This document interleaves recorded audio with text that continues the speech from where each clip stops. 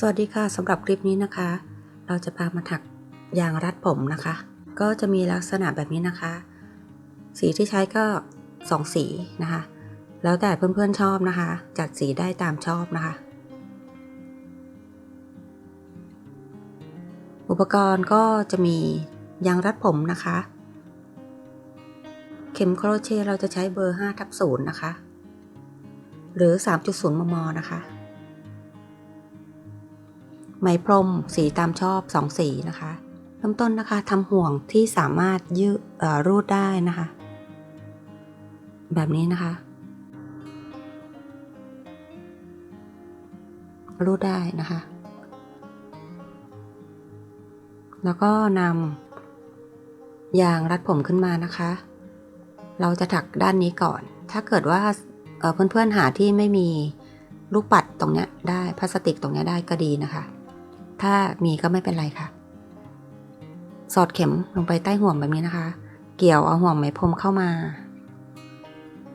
ด้านบนแบบนี้แล้วก็เกี่ยวล็อกไป1ครั้งนะคะเราจะถักทีลงไปในยางนี้ให้เต็มเลยนะคะพันนะคะปลายนี่ถักทับไปด้วยเลยนะคะสอดเข็มลงไปใต้หนังยางแบบนี้นะคะเกี่ยวขึ้นมาเกี่ยวไหมสีเขียวเข้ามาเราจะมี3ห่วงนะคะพันนะคะรอดหมดเลยทั้ง3ห่วง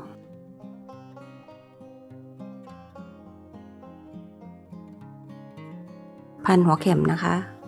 สอดเข้าไปด้านล่างควักไหมขึ้นมามี3ห่วงพันเกี่ยวรอด3ห่วงนี้ทำให้เต็มเลยนะคะ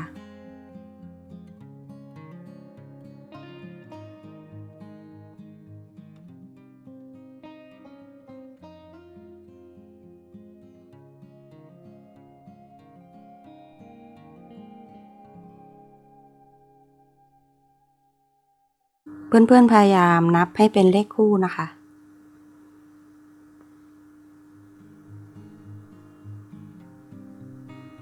นั่นนะคะเราก็พอมันจะมีช่องว่างเป็นสีดำเราก็เลื่อนได้นะคะเลื่อนให้เต็มชิดๆแบบนี้เลยถักไปให้เต็มนะคะ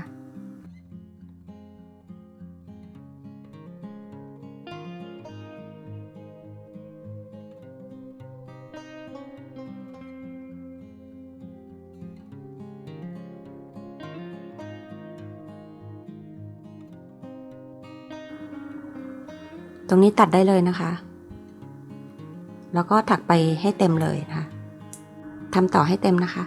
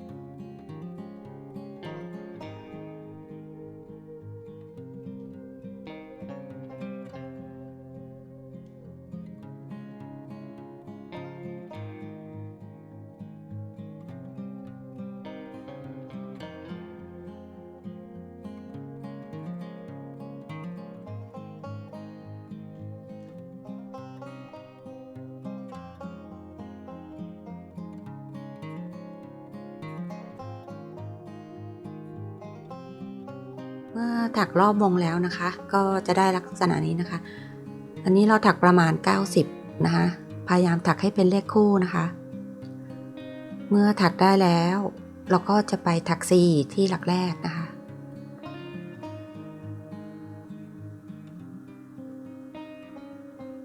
ในหลักที่1นะคะเกี่ยวเข้ามาผ่านห่วง ปิดแถวนะคะ การถักแน่นๆแบบนี้จะทำให้เขาเป็นลอนในตอนเสร็จแล้วนะคะ ถ้าไม่แน่นจะไม่เกิดลอนแบบนี้นะคะลอนจะไม่ลึกนะคะต่อมาแถวที่2โซ่4นะคะ1 2 3โซ่3นับเป็น1ที1 F นะคะแถวนี้จะถัก F นะคะหรือพอ1คอขั้นด้วยโซ่1โซ่ทั้งหมดก็จะได้4นะคะเสร็จแล้วถัก F ลงในที่เดิมหลักเดียวกับโซ่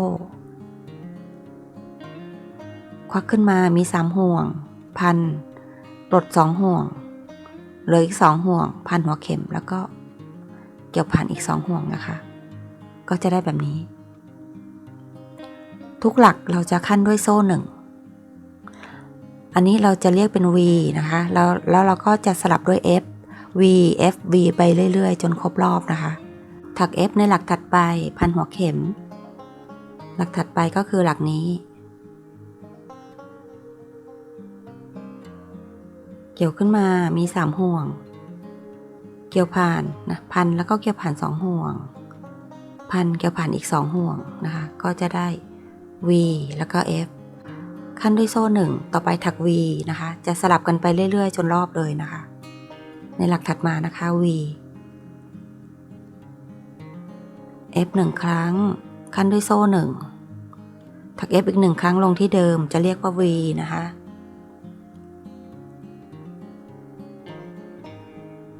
โซ่1ถัก F เดี่ยวๆในหลักถัดมาขั้นด้วยโซ่1ถัก V ในหลักถัดมาใน1 V เราขั้นด้วยโซ่1นะคะโซ่1ถักลงในหลักเดิมโซ่1 F ในหลักถัดไป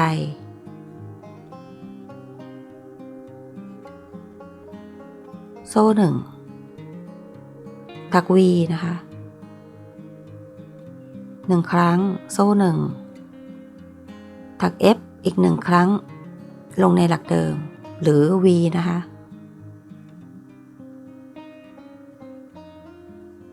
ทำไปให้ครบรอบนะคะ V นะคะขั้นด้วยโซ่1ในตัว V เองทุกหลักขั้นด้วยโซ่1หมดเลยนะคะ F V F V นะคะตอนนี้เราถักมาใกล้จะจบแถวแล้วนะคะจบแถวด้วย F นะคะจะเหลือ1ช่องตรงนี้ถ้าขึ้นต้นด้วย V เนี่ยจะจบด้วย F เสมอนะคะจะสลับกันนะคะตรงนี้โซ่1แล้วก็ F ในช่องสุดท้ายที่เหลือนะคะโซ่1แล้วก็ถัก C ติดกับหลักแรก1 2 3โซ่ที่3นะคะเราจะใช้สีอ่อนนะคะในแถวสุดท้ายนะคะในการทำตรงนี้นะคะแล้วก็ผูกห่วงเหมือนเดิมนะคะทำเป็นห่วงเลื่อนได้นะคะ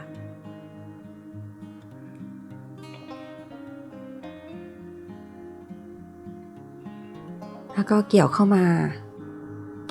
นะคะถัก C กับห่วงนะคะแล้วก็ปลายนี้ก็ดึงแน่นๆนะคะโซ่1ถัก X ในช่องว่างนะคะ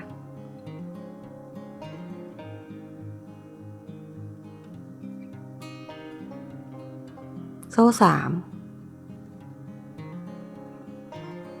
ถัก X ในทุกช่องว่างเลยนะคะสลับกับโซ่3นะคะ1 2 3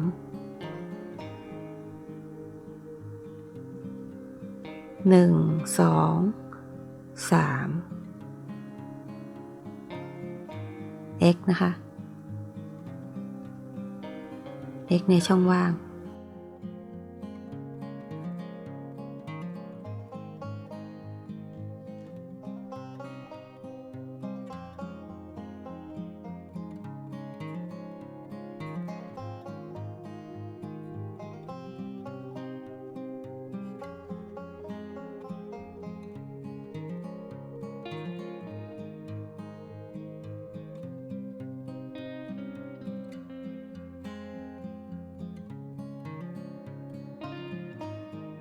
ำไปให้รอบนะคะเส้นสีเขียวนี้ตัดได้เลยนะคะเหลือปลายไว้สำหรับซ่อนนะคะ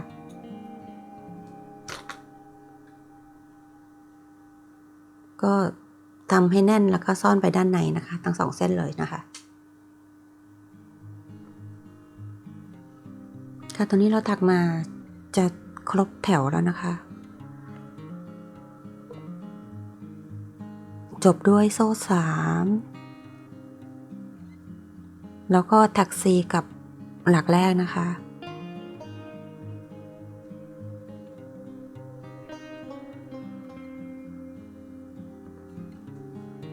ดึงให้แน่นนะคะตัดไหมยาวๆนะคะแล้วก็ซ่อนปลายไหมนะคะดึงขึ้นมานะคะเกี่ยวกลับมาอีกครั้งหนึ่ง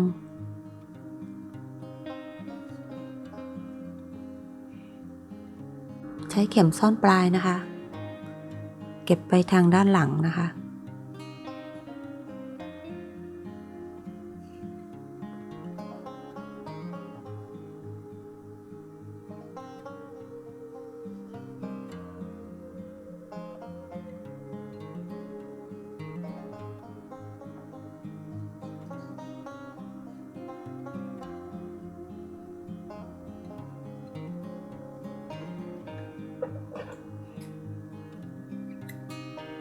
จากนั้นเราก็มาจัดแต่งรอนนะคะ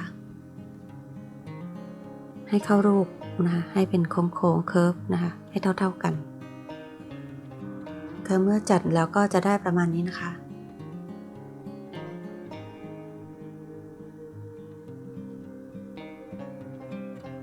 อันนี้เราก็จะถักประมาณ80หลักนะคะส่วนอันนี้90ก็จะแน่นกว่านิดนึงแล้วแต่เพื่อนๆชอบนะคะเอาไปใส่ตรงมวยผมก็ได้หรือว่าทำเป็น2รอบแบบนี้ก็ได้นะคะก็จะเป็นของแต่งผมน่ารักนะคะ ถ้าเพื่อนๆสนใจก็ลองทำกันได้นะคะ แล้วก็รบกวนกด Subscribe กดไลค์กดแชร์ให้ด้วยนะคะแล้วพบกันใหม่ในคลิปหน้านะคะสวัสดีค่ะ